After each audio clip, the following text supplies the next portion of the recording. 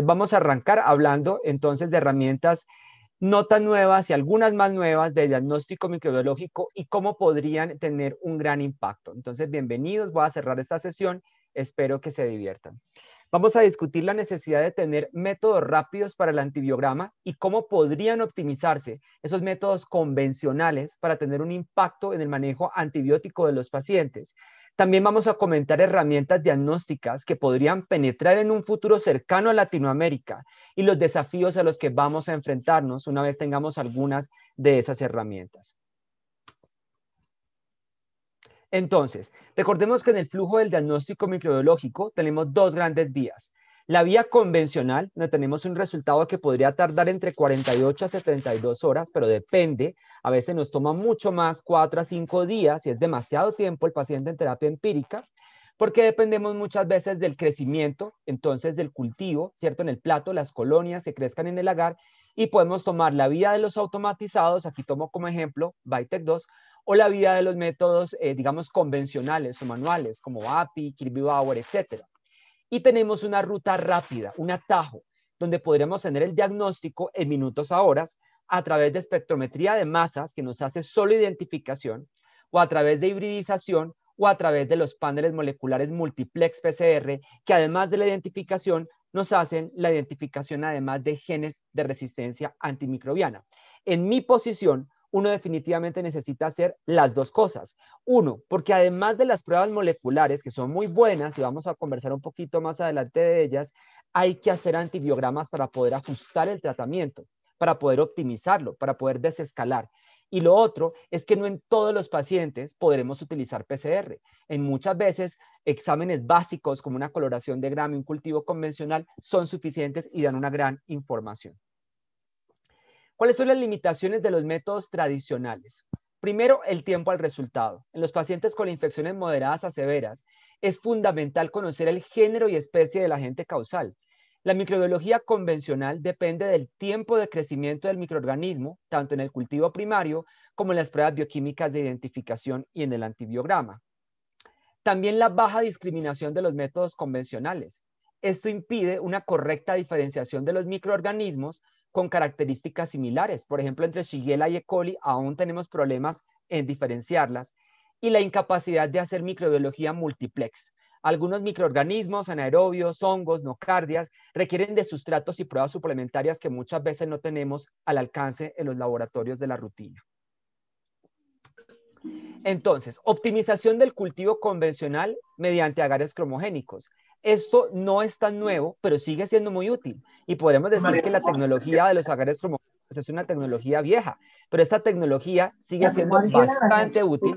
Tenemos, por ejemplo, agares que nos permiten hacer una detección de los microorganismos en orina y tenemos ahora los medios combinados. Entonces tenemos el cromogénico por un lado y el agar sangre con base Columbia por el otro. También tenemos, por ejemplo, los agares para la detección de estreptococo del grupo B.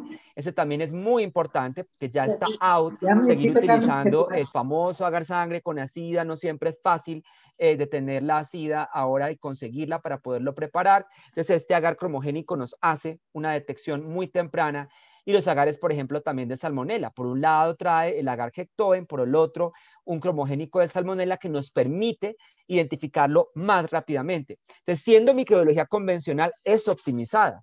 Entonces, permiten ahorrar recursos, tiempo y mejoran la detección de patógenos específicos. Pero es muy importante recordar que son orientadores. Entonces, tampoco uno puede jurar mano sobre la Biblia, ¿cierto? Meter la mano en el fuego, porque a veces uno encuentra microorganismos que no dan los colores que uno espera.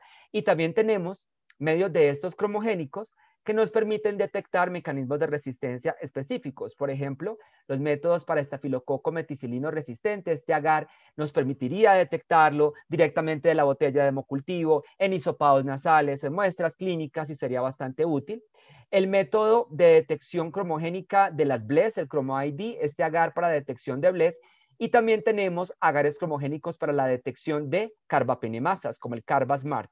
En este momento, como está la cosa con la resistencia de ciertas Klebsielas con KPC al ceftazimia bivactam, donde pueden haber mutaciones donde cambia la configuración de la enzima mejor, probablemente este agar que detecta BLES sea mucho más sensible para capturarlas todas, tanto las BLES como esas carbapenemasas mutantes.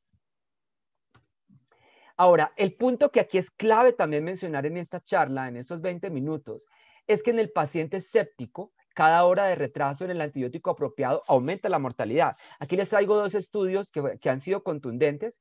Un primer estudio del doctor Kumar que mostraba cómo cada hora de retraso en la administración de la terapia en las primeras 6 horas de diagnosticada la hipotensión se asociaba con una disminución en la supervivencia del 7.6%. Miren cómo se va disminuyendo la probabilidad de sobrevivir. Y esto fue demostrado nuevamente en este trabajo hecho y publicado en el New England, este trabajo realizado en Nueva York, donde mostró que entre más tempranamente se coloque la terapia adecuada, mejor para el paciente y se disminuye la mortalidad de esos pacientes. Pero ¿cuál es la realidad de nuestros países? En el día 1, por ejemplo, en el paciente con bacteremia, tomamos unos hemocultivos y ahí tenemos las primeras barreras. Y es que muchas veces no se toma el número de botellas adecuadas, se toma muy poquito volumen, no se incluye la botella anaeróbica, etc. Y además se toman cuando el paciente tiene antibióticos, por más de que tenga los niveles más bajos de antibiótico cuando vayamos a tomar esa muestra. Entonces, bueno, aquí se toma la muestra de hemocultivo, el médico arranca, por ejemplo, el doctor Guzmán, que le mando un abrazo, arranca su tratamiento empírico, ¿sí? Y luego en el día 2 aparece la botella positiva, ¿verdad? Y le hacemos una coloración de Gram. Es muy difícil que un paciente en shock séptico, de verdad inestable, y ojalá por ahí una sepsis post-COVID, ese paciente usted le puede hacer ajustes solo con el Gram. ¿Sí? Tal vez le adicione antibióticos, pero quitárselos es muy arriesgado. Entonces tenemos esa dificultad. El paciente sigue en la terapia empírica. Luego viene la identificación de la especie, donde si usted tiene MALDI o cromogénicos, podría irse acercando y ya tendríamos el antibiograma completo hacia el día 5, pero es demasiado tiempo. La terapia empírica, si fue inapropiada, aumenta hasta 5 veces la mortalidad. 25 a un 40% de pacientes reciben terapia empírica inapropiada, desafortunadamente. Entonces, ¿qué se puede hacer de lo no tan nuevo? Por ejemplo, Kirby Bauer, que es viejísimo, pero que nos puede ayudar. Estamos trabajando en discodifusión directa de la botella del hemocultivo. Esa es una foto de una amiga de los Estados Unidos, Raquel Martínez, donde ella toma el caldo de la botella del hemocultivo con los pocos gram positivos en racimos, hace una siembra en un agar sangre. Aquí colocó un disco de cefoxitina para mirar la resistencia a la oxa. Pero ya la CLS y este año nosotros publicamos en el suplemento anual en la actualización, publicamos este método que sirve para hacer discodifusión rápida directa de la botella del hemocultivo. Se aplica para hemocultivos con bacilos gram negativos para usar en máximo 8 horas después de la detección de la positividad y como prerequisito debe tener una coloración de gram y debe leerse solo con un método rápido de identificación. Es muy difícil que uno lea halos de inhibición sin conocer la bacteria, eso no se debe interpretar. Después de mezclar por inversión muy bien las botellas 5 a 10 veces, se limpia el tapón de goma de la botella con alcohol, se deja secar, se le inserta una aguja calibre 20, se dispensan 4 gotas del caldo de la botella en la superficie de una placa de agar Müller-Hinton y se utiliza también una placa de agar sangre para hacer una prueba de pureza. Se distribuye el inóculo con un hisopo y se siembra masivamente, se deja secar por 5 minutos, se aplican los encidiscos de ampicilina, Astronam, Ceftazidime, Ceftraxone, Tobra y Trimetoprim, que son los que hasta ahorita están validados, van a venir otros más. Se incuba a 35 grados, más o menos 16 a 18 horas. Como control de calidad se puede utilizar E. coli 25922. Se lee utilizando los puntos de corte del CLSI. Hay que revisar que el crecimiento en el plato sea confluente. Si no se forman bien los halos, mejor no leerlo. Y se correlaciona la identificación del microorganismo con los resultados de estos halos. Inicialmente este método está validado en Enterobacterialis, pero ya muy pronto tendremos este método aplicable a una bacteria sumamente problemática que se llama Pseudomonas aeruginosa. Ahora, ¿qué tenemos de métodos independientes de cultivo? PCR. Y este lo estamos estrenando en Colombia. Llevamos 3 meses al aire con este método de PCR multiplex. 43 targets detectados en 1 hora a partir de 200 microlitros de una botella de hemocultivo positivo. Miren todo lo que es capaz de detectar. Acinetobacter, Calcoaceticus baumannii complejo, es decir, las 4 especies de este complejo. Bacteroides fragilis, que es la primera vez que vamos a ver anaerobios allí. Entonces, muy seguramente nos van a empezar a salir de manera masiva. Eso va a ser interesante si se le va a adicionar a eso metronidazol o si se van a cambiar de una cefalosporina a un antibiótico con espectro antianaeróbico. Enterobacterialis, vamos a tener Klebsiella aerógenes, Salmonella, además de Klebsiella pneumoniae, Oxytoca, E. coli, Enterobacter cloaci, Salmonella también estará allí, Haemophilus, Neisseria, Pseudomonas, y esta bacteria que ha sido sumamente problemática en la pandemia, que es Stenotrophomonas maltophilia. Los pacientes están por mucho tiempo hospitalizados en las unidades de cuidado intensivo con ventilación mecánica y aparece esta bacteria y les da la estocada final. En bacterias grampositivas tenemos Enterococcus fecalis y Physium, tenemos Staphylococcus incluyendo Aureus, tenemos Listeria, tenemos ahora la diferenciación de entre Epidermidis y Lugdunensis, también tenemos Streptococcus. En levaduras, Candida auris, Cryptococcus neoformans y otras especies de Candida típicas. Y miren, en genes de resistencia antimicrobiana tenemos las 5 familias principales de las carbapenemasas detectadas aquí. IMP, KPC, NDM, OXA48, las BIM, el gen de resistencia plasmídica a la colistina, el gen de las BLES, el CTXM, el gen de la resistencia a la meticilina en los estafilococos y los genes Van A y Van B de los enterococos. Todo eso en una hora directamente de la botella del hemocultivo, 3 días antes de los resultados finales del antibiograma. Entonces, la idea con estos métodos, para que sean costo efectivos, es que ustedes tomen decisiones terapéuticas en tiempo real.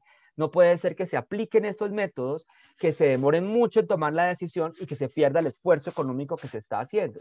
Entonces, por ejemplo, esto es solo un modelo, los expertos son ustedes, pero en el caso de que fuera un Staphylococcus aureus, si el gen MECA es negativo, el tratamiento de elección es un beta-lactámico, si el paciente no es alérgico. Estamos hablando de bacteremia. Podrá ser oxa o cefazolina, lo que ustedes en Venezuela utilicen. Aquí en Colombia es mezclado, unas veces sí, otras veces no. Y en el caso del gen MECA, si es positivo, dependerá entre vancomicina, daptomicina, ceftarolina o linezolid.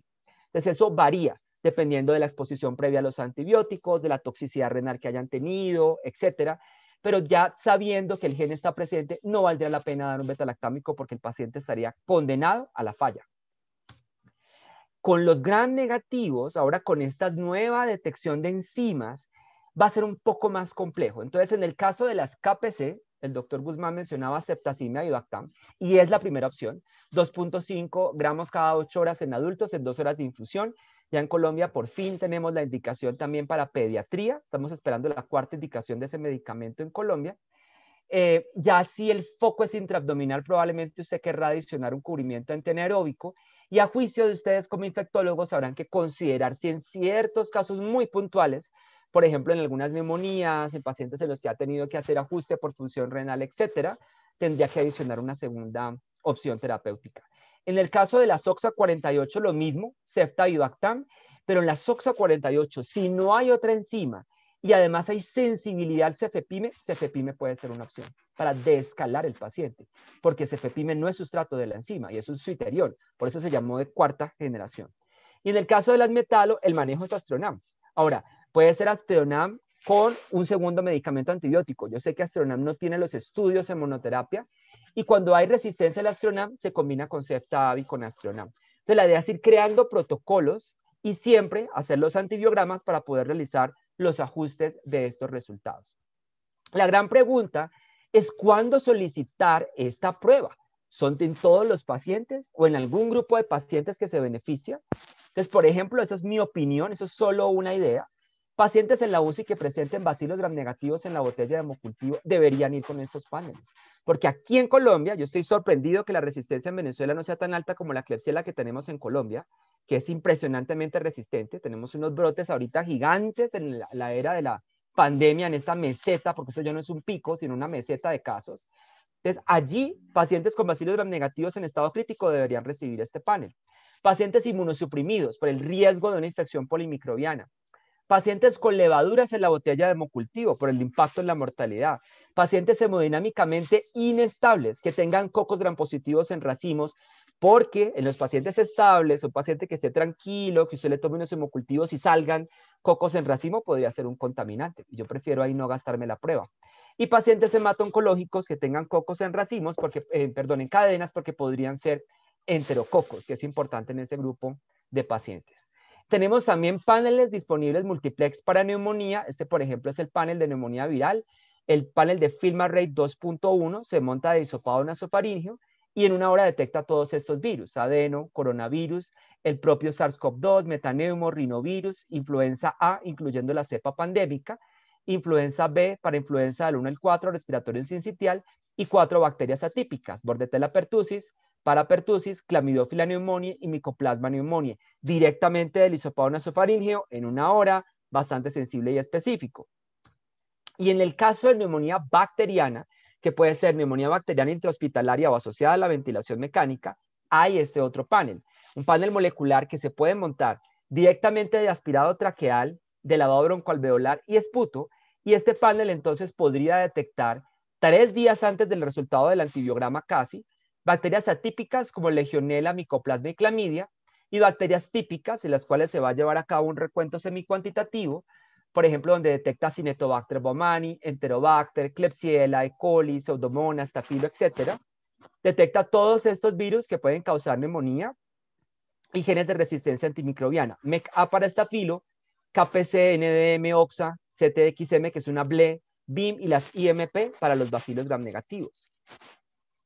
Entonces esto va a ser un cambio de paradigma y yo sí los invito a todos los que están viendo esta charla, los que la van a ver grabada después en YouTube, no solamente los colegas y amigos de Venezuela, sino de otros países, a que tengan protocolos y eduquen a sus médicos en cómo se interpreta. Porque, por ejemplo, en el caso del cultivo convencional, el punto de corte en el caso del lavado broncoalveolar es 10 a la 4, el significativo. Mientras que en la PCR, 10 a la 4 es no significativo, probablemente es una colonización. Entonces hay que tener cuidado de cómo se interpreta esto. 10 a la 5 sería indeterminado y probablemente 10 a la 6 y 10 a la 7 ya sean significativos, correlacionado con la presentación clínica del paciente. Pero es fundamental entrenar en cómo interpretar estos datos. Entonces, la gran pregunta es ¿cuándo va un panel o el otro? ¿Cuándo uso uno o cuándo uso el otro? Por ejemplo, también esto es mi opinión editorial. Pacientes con infección respiratoria de inicio en la comunidad, vamos a mirar los escenarios del panel viral 2.1, con IRAC inusitada, diagnóstico de neumonía viral en paciente que requiere hospitalización, o pacientes que tengan una PCR negativa o un antígeno negativo, pero que usted tenga la corazonada de que sí es COVID-19, ¿cierto? Que fue un falso negativo, podrían repetirlo con este panel. Sospecha de neumonía viral en niños menores de 1 año, con la posibilidad de mortalidad con COVID-19 y aparte de eso la posibilidad de una coinfección con respiratorio sincitial, NAC en el paciente inmunosuprimido y en el adulto mayor que presenta comorbilidades y probablemente trabajadores de la salud. Ya lo dejo a ustedes a que lo piensen. En el caso del otro panel, del panel de neumonía viral, paciente que tenga más de 48 horas de hospitalización en salas o en UCI, que presente todas las siguientes: consolidación segmentaria en la placa de tórax, leucocitosis o leucopenia, deterioro en la oxigenación, es decir, que de un punto previo que usted lo tenía sostenido o lo tenía controlado, haga un deterioro súbito de la oxigenación, tal vez una procalcitonina positiva, y ustedes me van a decir, Germán, pero es que la propia COVID-19 ya puede hacer todo eso. Por ejemplo, el cambio en las secreciones respiratorias purulentas demostradas con una coloración de Gram es uno de los parámetros que debería además tenerse muy en cuenta para poder sospechar que ese paciente con COVID te está haciendo una neumonía secundaria bacteriana.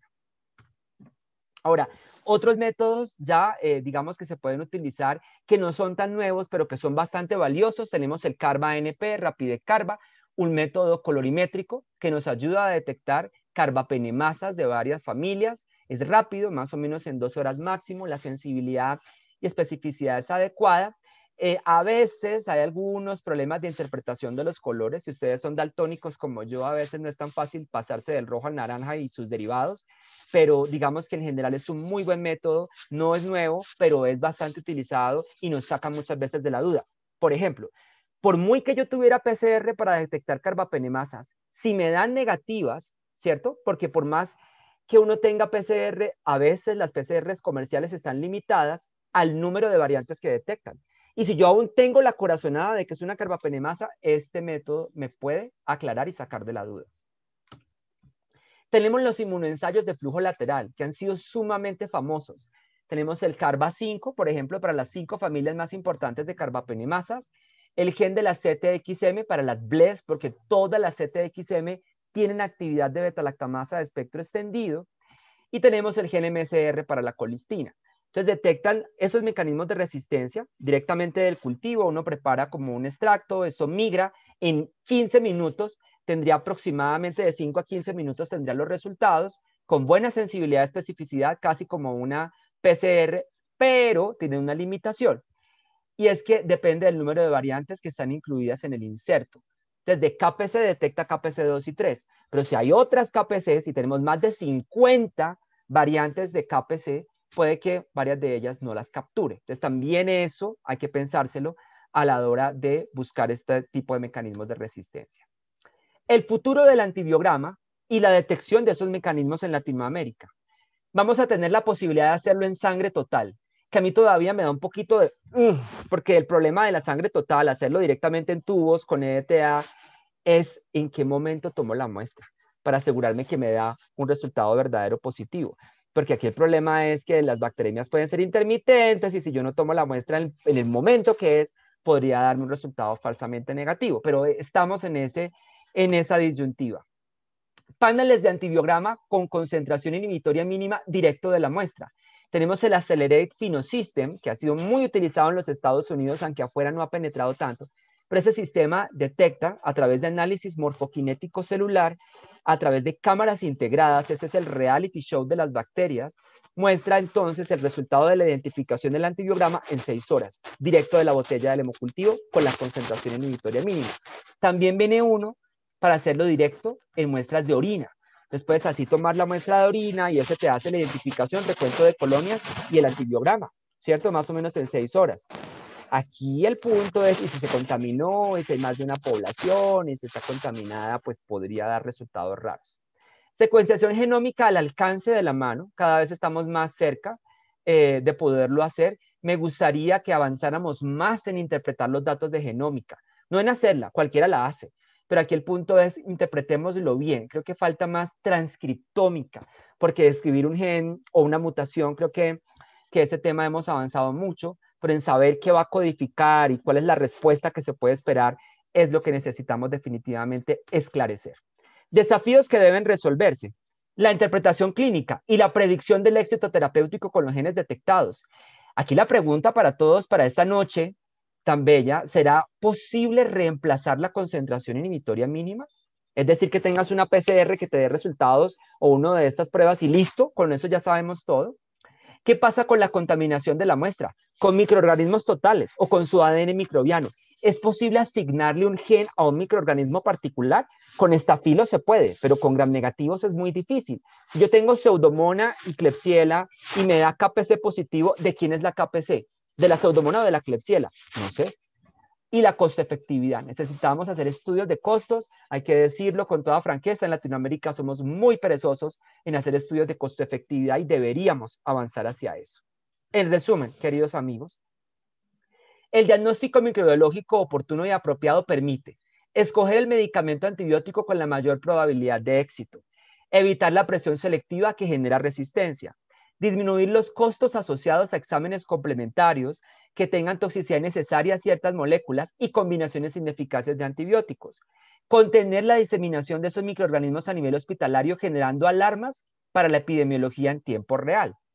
Solo mediante el trabajo en equipo entre el laboratorio y el área médica podemos contener la diseminación de la resistencia antimicrobiana en tiempos de pandemia y de pospandemia. Yo creo que esto va a durar mucho más, aún en nuestros países. Esas bacterias van a continuar circulantes, entonces tenemos que estar siempre muy alertas desde el diagnóstico y el tratamiento. Para mí de verdad que ha sido un placer. Muchísimas gracias por haberme invitado.